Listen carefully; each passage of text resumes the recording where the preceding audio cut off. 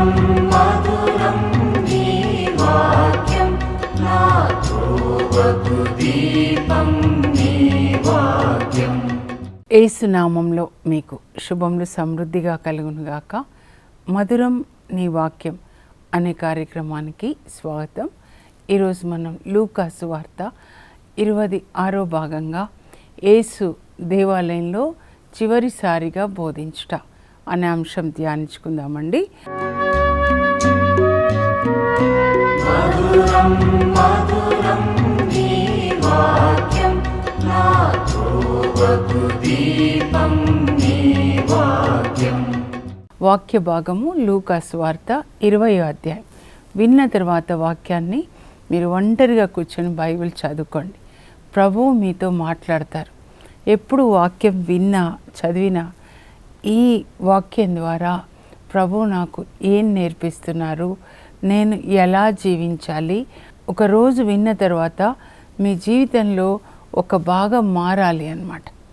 ఇప్పటి వరకు స్వార్థం కలిగి ఉంటే నాకు అని ఇప్పటి నుంచి పేదలకి పంచిపెట్టడం, మీ నోరు చెడుగా మాట్లాడడం అలవాటైతే ఇప్పటి నుంచి మంచి మాటలు మాట్లాడాలి, అందరినీ ఆశీర్వదించాలి. రోజు రోజుకి యేసుప్రభు రూపంలోనికి మనం మారాలన్నమాట. అదే యేసుప్రభు వాక్యం మనకి సహాయం చేస్తుంది. పరిశుద్ధాత్మ మనకి సహాయపడతాడనమాట. కనుక కేవలం వినుట అని మిమ్మల్ని మీరు మోసగించుకోవద్దు. విన్నదాన్ని ఆచరించువాడు దీవెనలు పొందుతాడని యాకోబు పత్రిక 1:22-26 వరకు ఉంటుంది.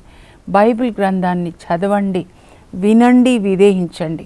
ఇంకా ఎవరి స్వరాలు మీరు వినకూడదు. ఈ లోకంలో ఏం జరుగుతుంది అదంతా వద్దు. ఇప్పటి వరకే ఇక్కడంతా చెత్త అదంతా తీసేసి పెంతెకొస్తే పరిశుద్ధ ఆత్మదేవుడు మన హృదయంలోనికి వచ్చి నివసించే రోజు. అది ఒకరోజు మీకు జరగాలి.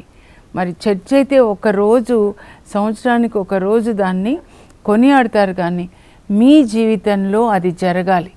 మీ హృదయంలో యేసుప్రభు పుట్టాలి, మీ హృదయంలో పరిశుద్ధ ఆత్మదేవుడు రావాలి. ఆయన వచ్చినట్లయితే ఆయన తండ్రి కుమారులను మనలో తీసుకొని వస్తాడు. మనం నిన్న చదువుకున్నాం కదా, త్రియేక దేవుని పండుగ అంటే యోహాను సువార్త 14వ అధ్యాయం అండి. యేసు ప్రభు 2 వాగ్దానాల గురించి మాట్లాడతాడు. మొదటిది ఏంటంటే, నేను వెళ్ళి మీకు పరలోకంలో ఇల్లు కట్టి మళ్ళా వచ్చి మిమ్మల్ని తీసుకెళ్తా, నేనున్న చోటునే మీరుండులాగున మిమ్మల్ని నా యుద్ధకు చేర్చుకుంటాను. అది యేసు ప్రభు యొక్క హృదయం అండి. మనకి పరలోకంలో ఇల్లు కడతాడు. దేంతో? మనం దేవునికి ఏది ఇస్తామో అది అన్నమాట. దేవునికి మనం ఇచ్చేది. నేను అందుకే చెప్తాను, ఇదిగో మీరు ఇలా పుస్తకాలు పంచండి. మత్తయి సువార్త, లూకా సువార్త అలా పంచి ప్రతి ఒక్కరూ బైబిల్ చదువుకునేటట్లుగా. ఒక్కొక్కరి హృదయము పొలం అన్నమాట. పొలంలో విత్తనాలు వేయడం. యేసుప్రభు వాక్యం అనే విత్తనాలు వేస్తే వాళ్ళందరూ కూడా యేసుప్రభు కొరకు వాళ్ళు ఫలిస్తారండి. అది మనం చేయాలి. ఇల్లు కట్టుకోవాలంటే అక్కడ మనం దేవుని పని చేయాలన్నమాట. పరలోకంలో మీ సంపద కూడబెట్టుకొనండి, అక్కడ చెదలు తినేయవు అని చెప్తున్నారు. మీ ధనాన్ని పేదలకు ఇవ్వండి, మీకు పరలోకంలో ధనం చేకూరుతుంది. యేసు ప్రభు రక్షణ పొందని ఆ ధనికుడితో ఈ మాటనే చెప్తాడనమాట. అయితే రెండోది ఏంటంటే, యోహాను 14 మీరు మళ్ళా చదవాలండి. అది మేడ పై గదిలో కడరా భోజన సమయంలో యేసు ప్రభు ఇచ్చినటువంటి సందేశం. మేడ పై గది అంటే పరలోకాన్ని అది సూచిస్తుందన్నమాట. అక్కడ యేసు ప్రభు చెప్తున్నారు, యోహాను 14:15, మీరు నన్ను ప్రేమిస్తే నా ఆజ్ఞలు పాటిస్తారు. యేసు ప్రభుని ప్రేమించడానికి కొలబద్ద ఏంటంటే ఆయన ఆజ్ఞలు పాటించడం అన్నమాట. ఆయన మనకేం బోధించాడో అవి ఎంతగా మనం పాటిస్తే అంతగా ఆయనని మనము ప్రేమిస్తున్నాం. ఇక్కడ ఆయన ఆజ్ఞలు భూమి మీద మనం పాటిస్తే పరలోకంలో ఏం జరుగుతుందంటే, యేసు ప్రభు తండ్రిని ప్రార్థిస్తాడు మన కొరకు. ఈ బిడ్డ నేను బోధించిందంతా కూడా పాటిస్తుంది నాన్న, కనుక ఈ బిడ్డకి పరిశుద్ధ ఆత్మనివ్వండి. మీరు నన్ను ప్రేమిస్తే నా ఆజ్ఞలు పాటిస్తారు, నేను తండ్రిని ప్రార్థిస్తాను, ఆయన మీతో ఉండుటకు మరొక ఆదరణకర్తని మీకు ఇస్తాడు. యేసు ప్రభు ఒక ఆదరణకర్త, ఇంకొక ఆదరణకర్త పరిశుద్ధాత్మ దేవుడు అన్నమాట. ఆయన సత్యస్వరూపి అయిన ఆత్మ. లోకం ఆయనను ఎరగదు కనుక పొందజాలదు, మీరు ఆయనను ఎరుగుతారు కనుక మీరు ఆయనని పొందగలరు. ఆయన మీతో ఉంటాడు, మీ యందు నివసిస్తాడు. ఈ వాగ్దానాలండి యేసు ప్రభు చేస్తారు. ఒకటి, పరలోకంలో ఇల్లు కడతాను, వెళ్ళి మళ్ళీ వచ్చి తీసుకెళ్తా. ఆ లోపల మీ లోపల పరిశుద్ధాత్మదేవుడు నివసిస్తాడు. నివసించి ఏం చేస్తాడంటే, ఇదిగో పాత నిబంధన అంటే తండ్రి దేవుడు మాట్లాడతాడు. ఏదేది మాట్లాడాడు చూడండి అని చదివించి పాటించేలాగా. ఆ తర్వాత 4 సువార్తల్లో యేసు ప్రభు ఏం బోధించాడో అదంతా మనతో చదివించి దాన్ని మన హృదయంలో రాసి పాటించేలాగా చేస్తాడు. అందుకని ప్రభు ఏమంటారంటే, నన్ను ప్రేమించువాడు నా ఆజ్ఞలు పాటిస్తాడు, అప్పుడు నా తండ్రి వానిని ప్రేమిస్తాడు. పరలోక తండ్రి మనల్ని ప్రేమించాలంటే మనం ఏం చేయాలంటే, యేసు ప్రభుని ప్రేమిస్తున్నాం కదా, బైబిల్ గ్రంథాన్ని చదివి దాన్ని పాటిస్తే మనం యేసు ప్రభుని ప్రేమిస్తున్నాం. అప్పుడు పరలోక తండ్రి మనల్ని ప్రేమిస్తాడు. అప్పుడు మేము ముగ్గురము వచ్చి వానిలో నివసింతము. అదండి త్రియేక దేవుని పండుగ. యోహాను 14:23 అన్నమాట. ముందు పరిశుద్ధాత్మ వస్తాడు. ఆయన పాత నిబంధనలో తండ్రిని మనలోకి తీసుకొస్తాడు. అంటే వాక్యం అన్నమాట. తండ్రి ఏది బోధించాడో అది. తర్వాత 4 సువార్తల్లో యేసు ప్రభు మన హృదయంలో తండ్రిని, యేసు ప్రభుని, పరిశుద్ధాత్మ ఆల్రెడీ వచ్చాడు. ముగ్గురు కలిసి నివసిస్తారు. అప్పుడు మన దేహము త్రియేక దేవుని ఆలయం అవుతుంది. ఇది అండి దేవుడు మనల్ని ఎందుకు సృజించారంటే మనలో నివసించాలని. ఆ ముగ్గురు పరలోకంలో ఉండే ముగ్గురు మనలో నివసించాలి. అప్పుడు మన దగ్గరికే అందరూ వస్తారండి ప్రార్థన కొరకు, స్వస్థత కొరకు, దయాల్ని వెళ్ళగొట్టడానికి. మన చుట్టూ దేవదూతలు ఉంటారు. దేవుని అక్కడ ఎట్లా వాళ్ళు సేవిస్తున్నారో అలాగే అన్నమాట. ఇది మనిషిని దేవుడు ఎందుకు సృజించాడంటే ఆయన మనలో నివసించడానికి. కనుక ఇవన్నీ పెంతెకోస్తు జరగాలి ఒకరోజు మీ జీవితంలో, ఒకరోజు త్రియేక దేవుడు మీలోనికి రావాలి. ఇవన్నీ కూడా క్రిస్మస్ ఒకరోజు మన హృదయంలో పుట్టాలి. యేసు ప్రభు సిలువలో మరణిస్తున్నాడు కదా, ఆయన లోపల మనం ఉండి మనం కూడా మరణించాలి. దేనికంటే పాపానికి మరణించాలి. క్రీస్తుతో పాటు సమాధి చేయబడాలి. క్రీస్తుతో పాటు నీతిని ధరించుకొని లేవాలి. పండగలు కాదు, మీ జీవితంలో ఇవన్నీ జరగాలన్నమాట.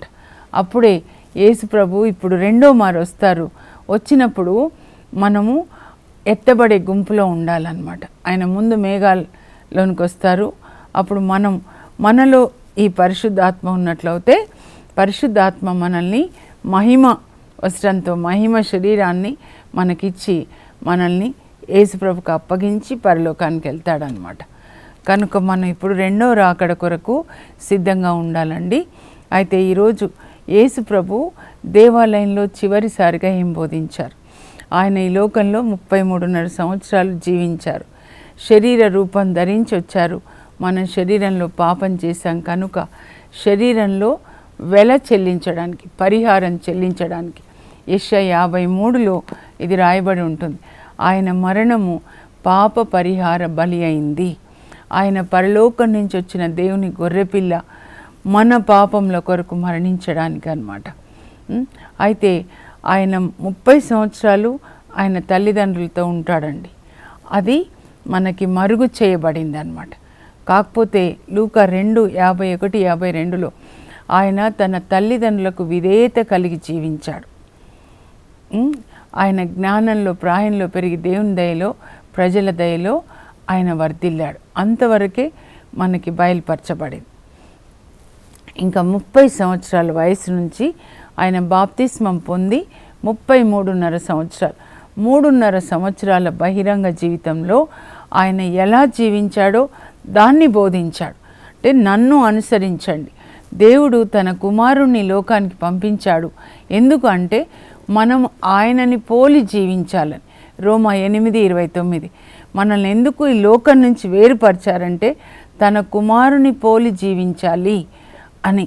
మనల్ని వేరుపరిచి యేసు రక్తంతో కడిగి నీతి వస్త్రాన్ని ఇచ్చి తన మహిమలో పాలు పంచుకోవాలి అపోస్తులాగా పునీతులాగా అని అనమాట. అయితే ఇప్పుడు ఇది చివరి వారం అండి. లూకా సువార్త 9వ అధ్యాయం 51 అక్కడి నుంచి మీరు చూస్తే యేసుప్రభు గలిలియా నుండి ప్రయాణం చేసి సమారియా ద్వారా ఆయన ఎరికో దాటి యెరూషలేంలోకి వస్తారు. మనం చూసాము యెరూషలేంలోకి యేసుప్రభు ప్రవేశిస్తారు. అందరూ పాటలు పాడతారు. పామ్ సండే, మాను కొమ్మల ఆదివారం మన హృదయంలోనికి రావాలన్నమాట. మన హృదయమే యెరూషలేం. ఇంకా ఆదివారం వస్తారు. ఆ తర్వాత సోమవారం ఏమో దేవాలయాన్ని శుద్ధి చేస్తారు. ఎందుకంటే అక్కడ పాస్కా పండుగకి వాళ్ళు ఈ ప్రధాన అర్చకులే గొర్రెల్ని అమ్ముతుంటారు, పావురాలను అమ్ముతుంటారు, డబ్బు ఎక్స్చేంజ్ చేసుకుంటారు, వేరే దేశాల నుంచి వస్తారు. అప్పుడు యేసుప్రభు దేవాలయాన్ని శుద్ధి చేస్తాడండి. ఎవరిని కూడా దేవాలయంలో వ్యాపారం చేయడానికి ఆయన అనుమతించడు. నా తండ్రి ఆలయము ప్రార్థనాలయం అని పిలువబడుతుంది, కానీ మీరు దాన్ని దొంగల గుహ చేశారు. మన హృదయము దేవుని ఆలయం, కానీ దొంగలు ఉండే గుహ కాదు ఇది. ధనాశ కానీ తిండిపోతనము, విందులు, వినోదాలు ఇవన్నీ దొంగలు, పిశాచాలు అన్నమాట. విందులు, వినోదాలు, అసూయ, మాత్సర్యము, ధనాశ ఇవన్నీ కూడా, వీటన్నిటిని యేసుప్రభు ఎప్పుడైతే మనలోకి వస్తాడో ఇవన్నిటినీ కూడా బయటికి పంపించేస్తాడు. పరిశుద్ధాత్మ అగ్నిలో అవి కాలిపోతాయి అన్నమాట. శుద్ధి చేస్తాడు దేవాలయాన్ని అన్నప్పుడు ప్రతిరోజు మన హృదయాన్ని శుద్ధి చేసుకోవాలండి. పరిశుద్ధాత్మ దేవుడు యేసు రక్తము, యేసు వాక్యంతో శుద్ధి చేస్తాడు. అలా అయిపోయిన తర్వాత మంగళవారం రోజు ఆయన మరలా వస్తాడండి దేవాలయానికి. ఇది పరిశుద్ధ వారంలో యేసుప్రభు పరిచర్య అండి. అయితే 19వ అధ్యాయం 28 నుంచి అన్నమాట. ఆదివారం యెరూషలేంకి వస్తాడు. యెరూషలేంలో ప్రవేశించి సాయంకాలానికి బెతానియా వెళ్ళి రెస్ట్ తీసుకుంటాడు శిష్యులతో సహా, మరియా, మార్త, లాజర్ ఇంట్లో. మళ్ళా సోమవారం వస్తాడు, దేవాలయాన్ని శుద్ధి చేస్తాడు, మళ్ళా వెళ్తారు, అక్కడ రెస్ట్ తీసుకుంటారు. మళ్ళా మంగళవారం వస్తున్నారు. మంగళవారం వచ్చి చివరిసారిగా బోధించడానికి వస్తారు దేవాలయంలో. అప్పుడు నిన్నటి దినాన మొత్తం పావురాలు, గొర్రెలు అన్నీ బయటికి పంపించేశారు. ఎవ్వరు కూడా ఇక్కడ వ్యాపారం చేయడానికి వీల్లేదని. మళ్ళా మంగళవారం రావడం చూసి వీళ్ళకి చాలా కోపం వస్తుంది కదండి, ప్రధాన అర్చకులకి, ఈ దేవాలయ పెద్దలకు అన్నమాట.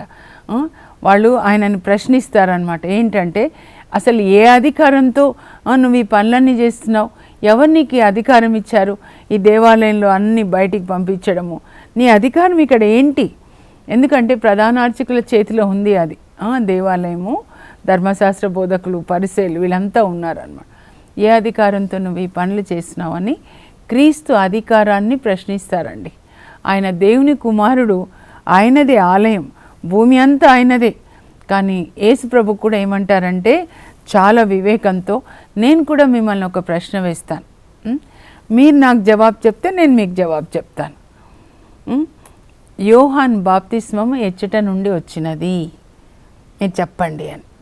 అప్పుడు వాళ్ళు అనుకుంటారు, వాళ్ళలో వాళ్ళు చర్చించుకుంటారనమాట. అది దేవుని నుంచి వచ్చింది బాప్తిస్మ, యోహాన్ బాప్తిస్మ అని చెప్తే మరెందుకు మీరు ఆయన నమ్మలేదు అని అడుగుతారు. దేవుని నుంచి వచ్చింది కదా, మీరు దేవుని వాక్యాన్ని బోధిస్తున్నారు కదా, దేవుని నుంచి వచ్చింది మీరు బోధిస్తున్నారు, మరి మీరే ఎందుకు నమ్మలేదని అంటారు. లేదా ప్రజల నుంచి వచ్చింది అని చెప్తే ప్రజలందరూ దేవాలయంలో ఉన్నారు, ఆ యోహాన్ని ప్రవక్త అని నమ్ముతున్నారు, కనుక వీళ్ళ వలన మాకేమన్నా ప్రమాదం వస్తుందేమో అనుకొని మాకు తెలీదు అంటారనమాట. అప్పుడు యేసు ప్రభు ఏమంటారంటే, నేను ఏ అధికారంతో ఈ పనులన్నీ చేస్తున్నానో నేను కూడా చెప్పను అని అంటారు. హ్యూమన్ నేచర్ కూడా ఇక్కడ కనబడుతుంది చూడండి అండి. ఇంకా ఆ తర్వాత ఏంటంటే లాస్ట్ సారండి మంగళవారం రోజు దేవాలయంలో కొన్ని ఉపమానాలు చెప్తారనమాట. ఒకటేంటంటే భూస్వామి, కౌలుదారులు అనమాట. ఒక రాజు అనుకోండి, ఒక వ్యక్తి మరి తన ద్రాక్ష తోటని అంత మొత్తం సిద్ధం చేస్తాడు. బావి తవ్వించడము, నీళ్ళు, టవరు, చుట్టూ కంచె వేసి అంతా చేసి గుత్తాదారులకు ఇచ్చి ఆయన దేశాటన వెళ్ళిపోతాడు. అంటే పరలోకానికి వెళ్ళిపోయాడు యేసుప్రభు అనమాట. అయితే మరి పంట వస్తుంది కదండి, పంట వచ్చినప్పుడు కౌలు ఇవ్వాలి కదా, దానికోసం అని తన పని వాళ్ళని పంపిస్తాడనమాట. సేవకులను పంపిస్తే వీళ్ళు ఏం చేస్తారంటే ఆ సేవకుడిని గాయపరిచి కొట్టి నెట్టివేస్తారు. పో, ఏంటి మేము నీకు ఇచ్చేదని. ఇంకొక సేవకుడిని పంపిస్తే ఆయనను కూడా అలాగే చేస్తారు. అప్పుడు ఈయన ఏమనుకుంటాడంటే, ఈ ఈ ద్రాక్ష తోట యజమాని పనివాళ్ళు కదా, అందుకని అలా చేశారు, నా కొడుకుని పంపిస్తాను, నా కొడుకునైతే వీళ్ళు గౌరవిస్తారు. అప్పుడు కుమారుడు వచ్చినప్పుడు ఇదిగో చూస్తారనమాట. ఆయన రావడం చూసి ఇతడే వారసుడు, ఈయనను చంపేశామనుకోండి పొలం మనకి దక్కుతుంది అని ఆయనను చంపేసి మరి ఆ పొలానికి బయట ఆయనను పారేస్తారు. అప్పుడు ఇది చెప్పి యేసుప్రభు ఏమంటారంటే, ఇప్పుడు ఆ పొలం యజమాని వస్తే ఈ వీళ్ళని ఏం చేస్తాడు, గుత్తదారులను ఏం చేస్తాడు అంటే ఆయన నుంచి తీసేసి ఎవరైతే కౌలు ఇస్తారో యోగ్యులైన వాళ్ళ చేతికి ఆయన అప్పగిస్తాడు అని చెప్తారు. అప్పుడు యేసుప్రభు అంటారు, ఇదిగో పనికిరాని రాయని పారవేసిన రాయి మూలరాయి అయిపోయింది. అంటే వీళ్ళు యూదులు, ప్రధానార్చకులు, ధర్మశాస్త్ర బోధకులు యేసు ప్రభుని, దేవుని కుమారుణ్ణి పనికిరాని రాయని వాళ్ళు పారవేశారండి. కానీ క్రీస్తు సంఘాన్ని యేసు ప్రభువే మూలరాయిగా మన సంఘం కట్టబడుతుంది. పెంతెకోస్తు దినం చూడండి, ముందు అపోస్తులను ఎన్నుకున్నప్పుడు వాళ్ళే ఒక సంఘం అన్నమాట. 12 మంది, 120 మంది. యేసు ప్రభు మూలరాయి, ఆ తర్వాత అపోస్తులంతా పునాదిరాళ్ళు, ఆ తర్వాత విశ్వాసులు, మన అందరం కూడా అన్నమాట. అలా క్రీస్తు సంఘము ఆత్మలు మనము అనే సజీవ రాళ్లతో కట్టబడుతుందండి. మూడో దేవాలయం అని వాళ్ళు యేసు ప్రభు తెలియక అంటున్నారు. కానీ నూతన నిబంధనలో మనమే 1 పేతురు 2లో పేతురు రాస్తాడు, మనల్ని అందరినీ కూడా పరిశుద్ధాత్మదేవుడు సజీవ రాళ్ళుగా చెక్కి, యేసు ప్రభు కొలతలు ఎవరికి ఉన్నాయి, అపోస్తులకి, పునీతులకి, వాళ్ళతో ఆధ్యాత్మిక దేవాలయాన్ని కడుతున్నాడు పరిశుద్ధాత్మ దేవుడు, అందులో నివసిస్తారు. మనందరము మన కొలతలు యేసు ప్రభుకి సరిపోవాలి, కానీ సైతానికి సరిపోకూడదండి. అబద్ధాలు, తిండి, త్రాగుడు ఇవన్నీ దేవుని రాజ్యానికి చెందినవి కాదు. దేవుని రాజ్యం నీతి, శాంతి, సంతోషం, పరిశుద్ధాత్మ మనలోనికి వస్తాయి. ఇంకా ఈ ఉపమానాన్ని విన్నప్పుడు ధర్మశాస్త్ర బోధకులు, ప్రధాన అర్చకులు ఇది వాళ్ళ గురించే అని ఆయనని చంపాలని ఇంకా పగబడతారనమాట. తర్వాత ఆయనని ఎట్లయినా మాటల్లో చిక్కించుకోవాలి అని చెప్పి కొంతమంది గూఢచారులని పంపిస్తారు. అప్పుడు వాళ్ళు వచ్చేసి ఏమడుగుతారంటే, ఏదో బోధకుడా, ముందు బాగా మాట్లాడతారు, బోధకుడా నీవు సత్యసంధుడవు, మోమాటం లేనివాడవు, దేవుని యొక్క మార్గంను గురించి వాస్తవముగా బోధిస్తావు, ఎక్కడ కూడా కొంచెం మార్పులు అవి చెయ్యవు. మరి చక్రవర్తికి సుంకము చెల్లించుట న్యాయసమ్మతమా కాదా చెప్పండి. యేసుప్రభు వాళ్ళ దురాలోచనలని ఆయన గ్రహిస్తారనమాట. గ్రహించి సరే మీరు ఆ నాణెం నాకు చూపించండి, నాణెం మీద ఎవరి రూప నామధేయాలు ఉన్నాయి అంటే వాళ్ళు చెప్తారు చక్రవర్తివి అని చెప్తారు. చక్రవర్తి రూపనామధేయాలు ఉన్నాయి అంటే, అట్లయితే చక్రవర్తి ఉంది కదా, దీని మీద నాణెం మీద చక్రవర్తిది ఉంది కాబట్టి చక్రవర్తికి చెల్లించండి, దేవాలయానికి చెల్లించండి. వాళ్ళకి చాలా ఆశ్చర్యం అవుతుంది, ఎంత వివేకం, చెల్లించే అవసరం లేదని చెప్తాడా, ట్రాప్ చేయొచ్చని. కానీ ఎంత చక్కగా చక్రవర్తికి, దేవాలయానికి, దేవునికి ఇచ్చేది దేవునికి. మరి ట్యాక్స్ కట్టాలి కదండి, మనకి స్టేట్ ట్యాక్స్, తర్వాత చాలా ట్యాక్స్లు ఉంటాయి కదా, జిఎస్టీ తప్పకుండా కట్టాలండి. ట్యాక్స్ కట్టకుండా ప్రార్థన చేయడం, అసలు మనం నీతిగా జీవిస్తే, నీతిగా యేసు ప్రభులాగా జీవిస్తే అదే ప్రార్థన అండి. ప్రతి విషయంలో నాలుక సత్యంగా ఉండి, పనిలో నీతిగా ఉండి, డబ్బు విషయంలో నీతిగా, ఎవరికి కట్టే ట్యాక్స్ వాళ్ళకి కడుతూ దేవుని కోసం కూడా మనం ఇవ్వాలి కదండి, అలా ఇవ్వాలన్నమాట. అదే చెప్తున్నారు యేసుప్రభు, అది చెప్తారు. ఆ తర్వాత ఒక ధర్మశాస్త్ర బోధకుడు వచ్చి ఒక ప్రశ్న వేస్తారండి, చాలా ముఖ్యమైనది. ఏంటంటే బోధకుడా, ధర్మశాస్త్రంలో అన్నిటికంటే ప్రధానమైన ఆజ్ఞ ఏది అని.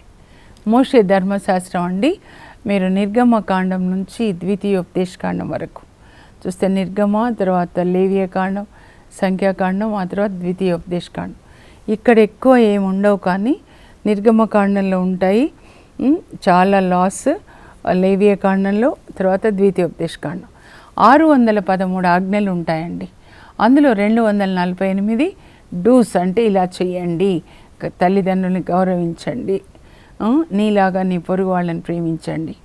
చెయ్యకూడనివి 365 ఉంటాయన్నమాట. ఇలా చేయకూడదు, దొంగతనం చేయకూడదు, పొరుగువాని పొలం అపహరించకూడదు, వ్యభిచరించకూడదు. 613 ఆజ్ఞల్లో అత్యంత ప్రధానమైన ఆజ్ఞ ఏది? జాగ్రత్తగా వినండి. అప్పుడు యేసుప్రభు అంటారు, ప్రభు అయిన నీ దేవుని పూర్ణ హృదయంతో, పూర్ణ ఆత్మతో, పూర్ణ మనస్సుతో, పూర్ణ శక్తితో ప్రేమించాలి.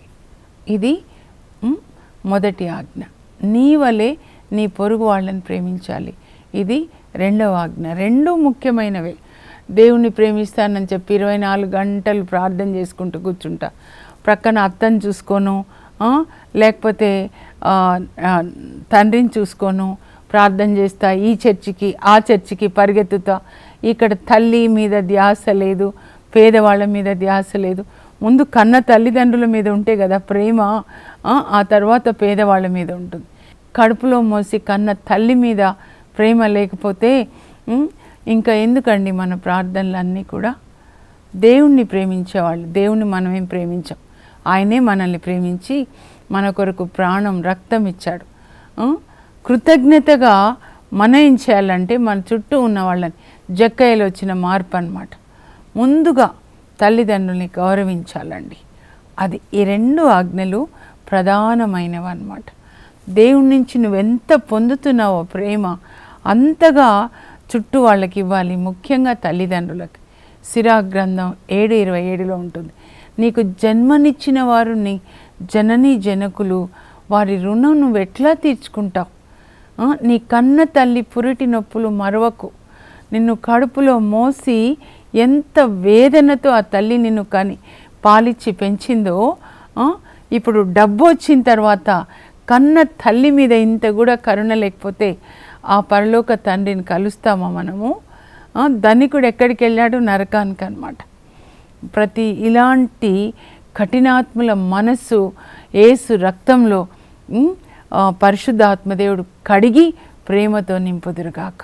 ఈ రెండు ఆజ్ఞలు ఇస్తారండి. మొత్తం యేసు ప్రభు ఆయన ఇచ్చింది 4 ఆజ్ఞలు అన్నమాట. ఇంకా కడరా భోజన సమయంలో, ఇదేమో మంగళవారం దేవాలయంలో బోధిస్తున్నారు, మరి గురువారం రోజు ఇంకొక ఆజ్ఞ ఇస్తారు. అది మనం ధ్యానించుకుందాం. ఆ రోజు ఏంటంటే, నేను మీకు ఒక నూతన ఆజ్ఞ ఇస్తున్నా, నేను మిమ్మల్ని ప్రేమించినట్లు మీరు ఒకరినొకరు ప్రేమించుకోనండి. యేసు ప్రభుని అర్థం చేసుకున్న వాళ్ళు, పునీతులు ఇలాగే జీవించారండి. మదర్ తెరీసా తల్లి, లేకపోతే ఏ పునీతులు, విన్సెంట్ డి పాల్ గారు, శౌరి వారు, ఎవరిని తీసుకున్నా వాళ్ళు దేవుని ప్రేమను అందరికీ పంచిపెట్టారు. ఇదే సువార్త. దేవుని ప్రేమను అందరికీ పంచిపెట్టడం సువార్త అన్నమాట. నేను ఎలా మిమ్మల్ని ప్రేమించానో మీరు ఒకరినొకరు ప్రేమించుకోనండి. మీరు పరస్పరము ప్రేమ కలిగి ఉంటే నా శిష్యులు అని లోకం తెలుసుకుంటుంది. యేసు ప్రభుకి చెందిన వాళ్ళుగా, ఆయన శిష్యులుగా మనం ఒకరినొకరు ప్రేమించుకోవాలి. ఆ ప్రేమ ఇంట్లోనే పుట్టాలండి. ముందు కన్న తల్లి తండ్రులు, తర్వాత తోడబుట్టిన వాళ్ళు, తర్వాత భార్య, తర్వాత పిల్లలు, ఆ తర్వాత పేదవాళ్ళు. పరిశుద్ధ ఆత్మ అంటే దేవుని ప్రేమతో మనల్ని నింపుతారనమాట. ఆ ప్రేమని మన చుట్టూ ఉన్న వాళ్ళకి ఇవ్వాలి. ఆ కృప దేవుడు మనందరికీ దయచేదురుగాక. ప్రార్థన చేసుకుందాం.